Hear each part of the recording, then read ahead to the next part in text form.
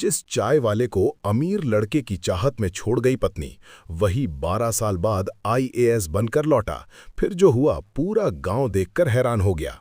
दोस्तों, ये सच्ची कहानी है बिहार के एक छोटे से कस्बे मुजफ्फरपुर की। वहीं रहता था राहुल। राहुल की रेलवे स्टेशन के पास एक छोटी सी चाय की टपरी थी। दिन भर राहुल चाय बनाता, ग्राहकों को सर्व करता, सुबह के 5 बजे से रात के 10 बजे तक। कभी रेलवे के कूलियों को, कभी स्टेशन पे आने जाने वाले यात्रियों को। पैसे कम थे, लेकिन मेहनत कभी कम न हुई। शाम को जब टपरी बंद होती, राहुल एक पुरानी बेंच पर बैठ जाता, हाथ में एक फटी हुई किताब। वो किताबें जो उसके पिता ने बचपन में छोड़ी थीं। पिता एक स्कूल टीचर थे, लेकिन एक सड़क हादसे में चले गए जब राहुल महज 10 साल का था। माँ का देहांत तो और पहले हो चुका था। बस एक छोटी बहन रिया थी, जो गांव के सरकारी स्कूल में पढ़ती।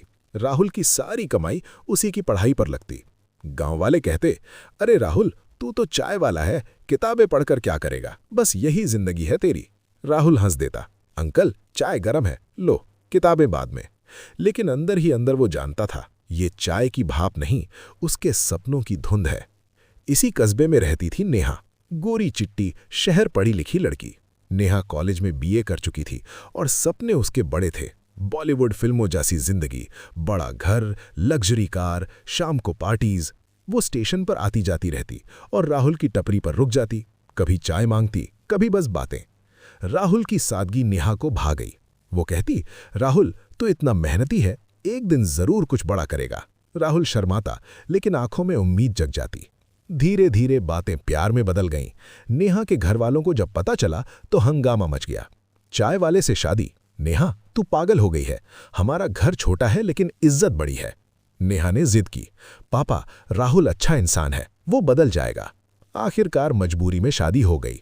सादा सा विवाह, न बारात न डीजे, बस 2 परिवार। शादी के पहले दिन नेहा ने सोचा था, ये तो शुरुआत है। राहुल मेहनत करेगा, टपरी बढ़ाएगा, शायद कोई छोटा सा होटल खोलेगा। लेकिन हकीकत ने करारा तमाचा मारा। सुबह उठो, चाय बनाओ, ग्राहक संभालो, शाम को थकान, घर में वही पुरानी चारपाई, वही टीन का शेड। नेहा को शहर की चमक याद आने लगी। कॉलेज की सहेलियां फोन पर बताती, नेहा मेरे पति की प्रमोशन हो गई, नई कार ले ली, तू कैसी है? नेहा चुप हो जाती। राहुल कोशिश करता, नेहा थोड़ा वक्त दो, मैं रात को भी पढ़ाई करूंगा, यूपीएससी की तैयारी, एक दिन अफसर बन जाऊंगा। नेहा हंसती, अफसर? तू चाय वाला है राहुल, सपने देखना बंद कर। लेकिन राहुल रुका नहीं। रात को स्टेशन की लाइट के नीचे किताबें खोलता। नेहा सोचती, ये सब व्यर्थ है। समय बीतता गया, नेहा का धैर्य जवाब दे गया। एक शाम जब राहुल टपरी से लौटा तो घर में नेहा का सामान पैक मिला। मैं जा रही हूं राहुल, ये जिंदगी मैं नहीं जी सकती, तू अच्छा है लेकिन अमीर नहीं। राहुल स्तब्ध। नेहा रुको, मैं बदलूंगा। लेकिन नेहा का मन बना था। बाहर एक कार खड़ी थी। ड्राइवर का दरवाजा खुला और अंदर से निकला विक्रम राजपूत, कस्बे का बड़ा बिजनेसमैन का बेटा। नेहा ने उसे कॉलेज के दिनों से जाना था। अमीर, हैंडसम, लेकिन अंदर से खोखला। विक्रम ने नेहा को लंबे समय से ताक रखा था। नेहा, आजा, मैं तुझे वो जिंदगी दूंगा जो तू डिजर्व करती है। नेहा ने सोचा, हाँ ये सही है। राहुल को छोड़ दिया, बिना तलाक के, बिना सोचे। सॉरी राहुल, ये मेरी मजबूरी है। उस रात राहुल टपरी पर ही सो गया। बहन रिया ने सुना तो रो पड़ी, भैया वो गलत थी, तू मजबूत बन। लेकिन राहुल का दिल टूट चुका था। अगली सुबह कस्बे में खबर फैल गई, चाय वाले की बीवी भाग गई अमीर के साथ। लोग हंसते, ताने मारते, देखा तेरी औकात क्या है। राहुल ने कुछ नहीं कहा, बस टपरी पर चाय बनाता रहा। लेकिन अंदर कुछ बदल गया था। वो चिंगारी अब आग बन चुकी थी। एक रात जब विक्रम के पिता की फैक्ट्री के पास से गुजर रहा था तो सुना, विक्रम नशे में धुत होकर नेहा से झगड़ा कर रहा था। तू तो चाय वाले की पत्नी थी, अब भी वैसी ही लगती है। नेहा चुप। राहुल ने सुना लेकिन रुका, सोचा ये उसका फैसला था।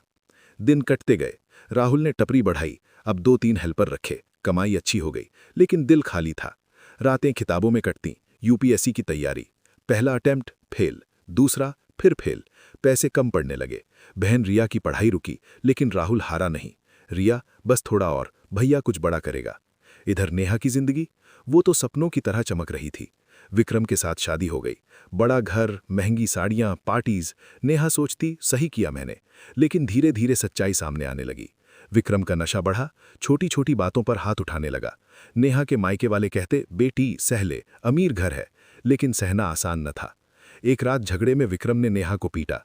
वो भागी, मायके पहुंची, लेकिन वहां से भी ठुकरा दिया गया। अब तू राजपूत बहू है, लौट जा। नेहा टूट चुकी थी। विक्रम ने तलाक दे दिया। नेहा के पास कुछ न बचा, न घर, न पैसा, न इज्जत। वो कस्बे की गलियों में भटकने लगी, भूखी प्यासी। एक दिन स्टेशन के पास पहुंची, वही पुरानी टपरी। अब वो बड़ी हो चुकी थी। राहुल वहां खड़ा था। नेहा रुकी, आंखें नम। राहुल ने कहा, चाय चाहिए।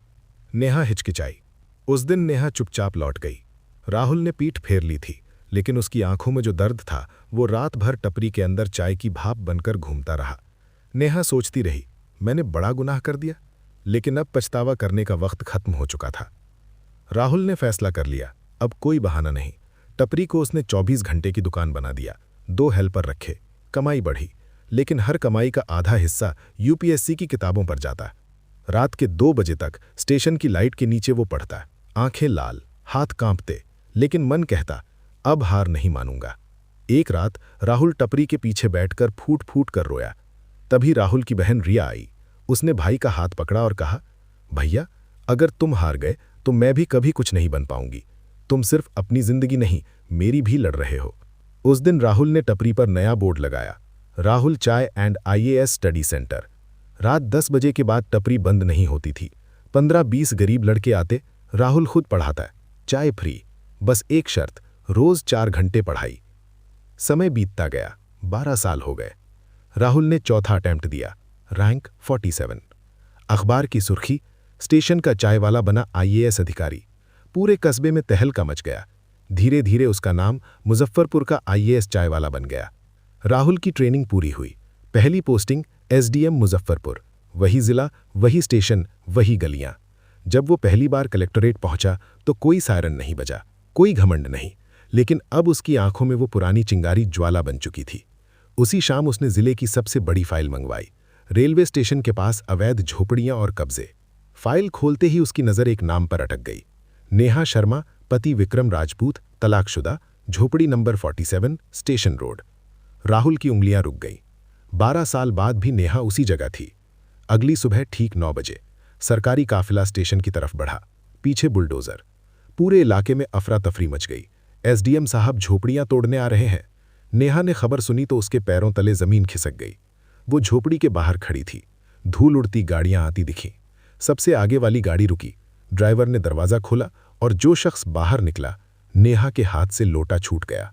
वही चेहरा, वही सादगी, बस अब कंधे पर आईएएस का बैज चमक रहा था।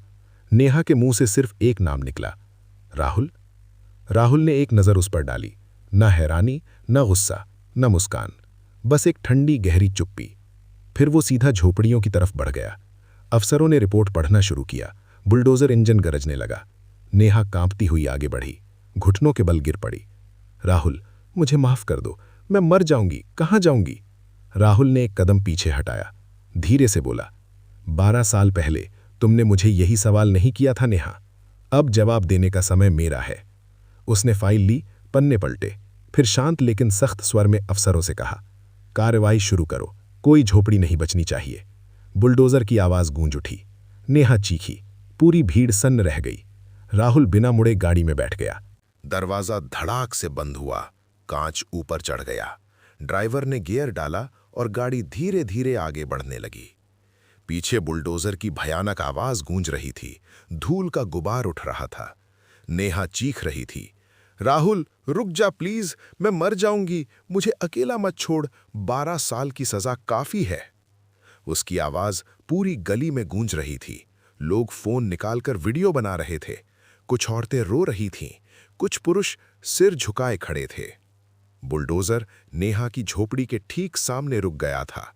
ऑपरेटर ने हाथ ऊपर उठाया। इंजन की गड़गड़ाहट अभी भी हवा में घूम रही थी। नेहा घुटनों के बल बैठ गई। उसके हाथ जोड़े हुए थे, आंसू की धार बह रही थी, बाल बिखरे हुए, कपड़े फटे हुए। वो बार बार चीख रही थी, मैं गलती मानती हूं, मैंने तुम्हें चाय वाला कहकर अपमानित किया, अमीर घर के सपने देखे, लेकिन आज सब कुछ खो दिया, घर, इज्जत, पति, सब। राहुल, एक बार पीछे मुड़कर देख तो ले।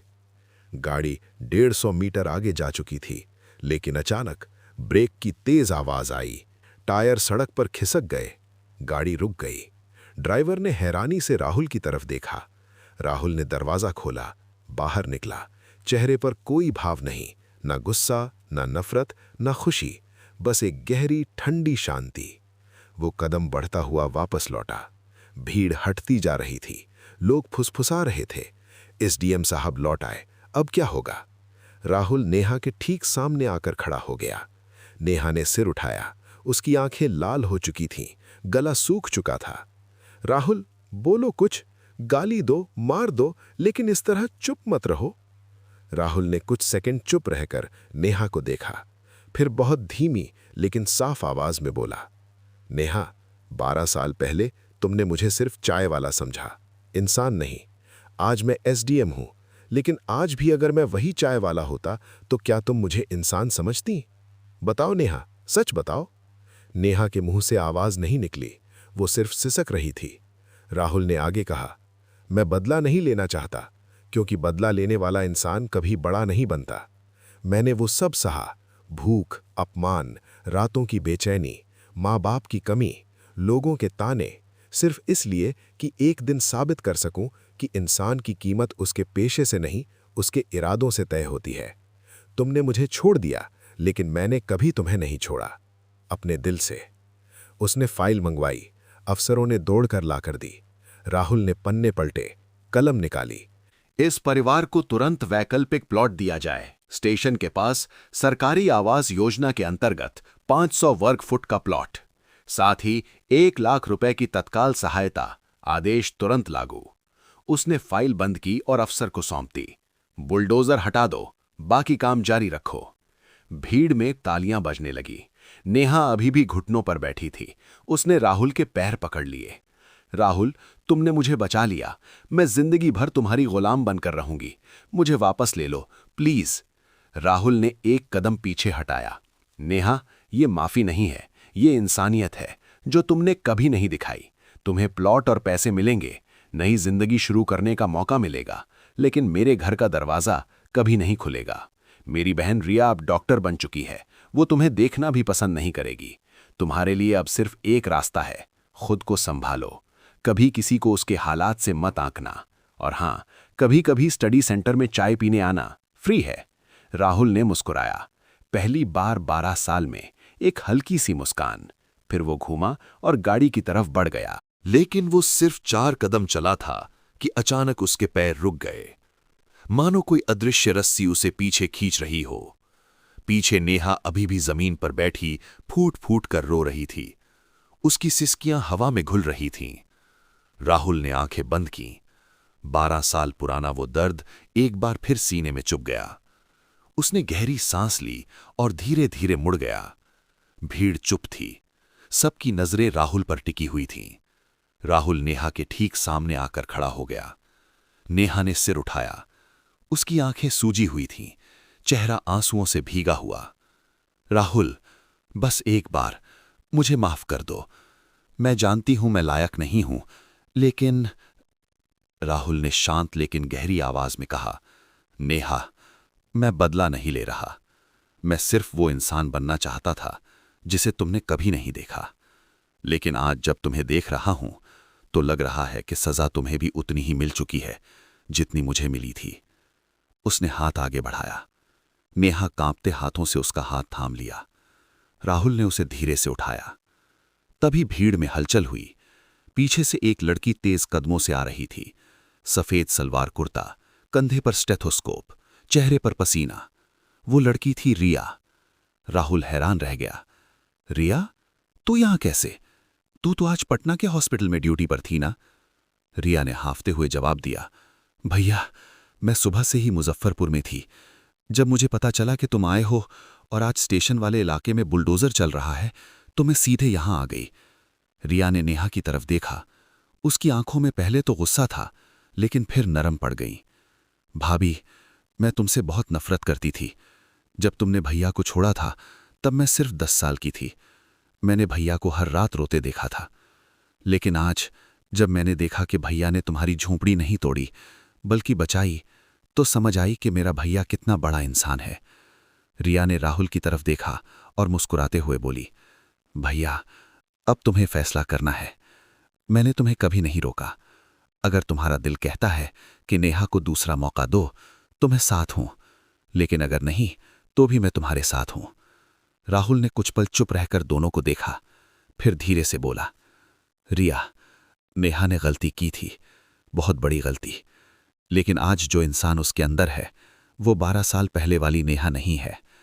मैं बदला नहीं लेना चाहता, मैं नई शुरुआत करना चाहता हूं। उसने नेहा की तरफ देखा और कहा, नेहा, कल से तुम स्टडी सेंटर में काम करोगी, बच्चों के लिए चाय बनाओगी, नाश्ता करोगी, उनकी पढ़ाई में मदद करोगी।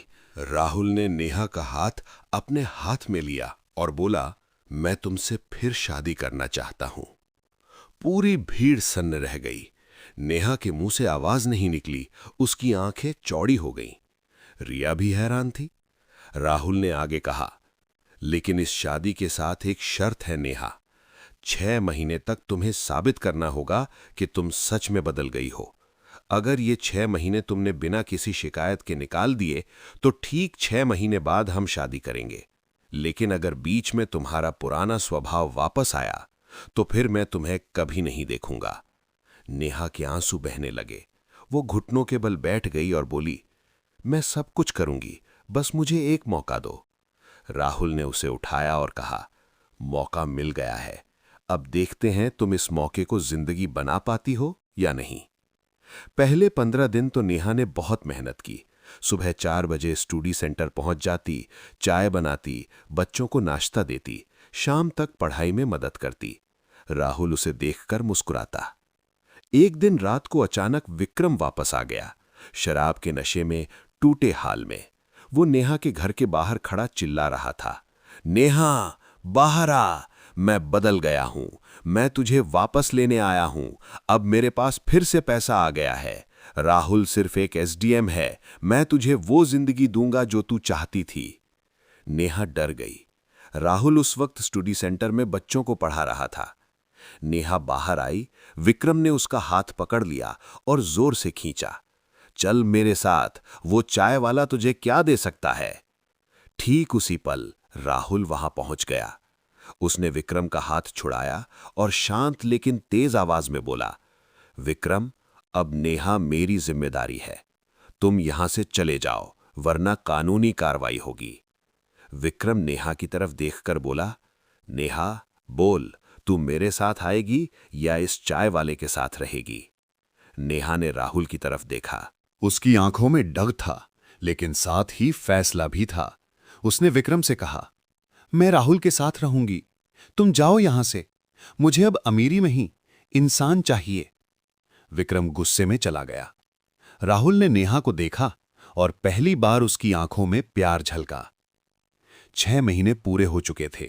स्टडी सेंटर के सामने मंडप सजा हुआ था। राहुल सफेद कुर्ते में खड़ा था। सब इंतजार कर रहे थे कि नेहा आएगी या नहीं। घड़ी की सुई 5 बजे पर थी। नेहा नहीं आई। राहुल का चेहरा उतर गया। रिया ने कहा, भैया, शायद वो। तभी दूर से एक लड़की सफेद साड़ी में भागती हुई आ रही थी। नेहा थी। उसके हाथ में एक छोटा सा डिब्बा था। वो हांफते हुए राहुल के सामने आई और बोली, सॉरी राहुल, देर हो गई, मैं तुम्हारे लिए कुछ बना रही थी। उसने डिब्बा खोला। अंदर थी घर पर बनी गर्मा गर्म चाय की केतली और 2 कप। नेहा ने कहा, ये चाय मैंने आज अपनी मर्जी से बनाई है, सिर्फ तुम्हारे लिए। पिछले 6 महीने में मैंने सीखा कि असली अमीरी पैसे में नहीं, तुम्हारे साथ इस चाय में है। राहुल की आंखें नम हो गईं। उसने नेहा को गले लगा लिया और बोला, चलो हम शादी करते हैं। पंडित जी ने मंत्र पढ़े। राहुल ने नेहा को सिंदूर भरा। नेहा ने राहुल को मंगलसूत्र पहनाया।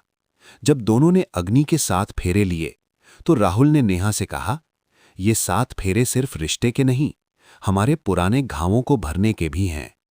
शादी के बाद राहुल ने ऐलान किया, आज से ये सेंटर राहुल नेहा ड्रीम चाय सेंटर के नाम से जाना जाएगा और हर साल हम यहां 100 गरीब बच्चों को आईएएस बनाने का सपना देंगे। दोस्तों, अगर कहानी ने आपको अंत तक जोड़े रखा और दिल छू गया तो अभी लाइक कर दो, शेयर कर दो, चैनल सब्सक्राइब कर लो और बेल आइकन दबा दो। मिलेंगे अगली नई थ्रिलर वाली कहानी में। जय हिंद।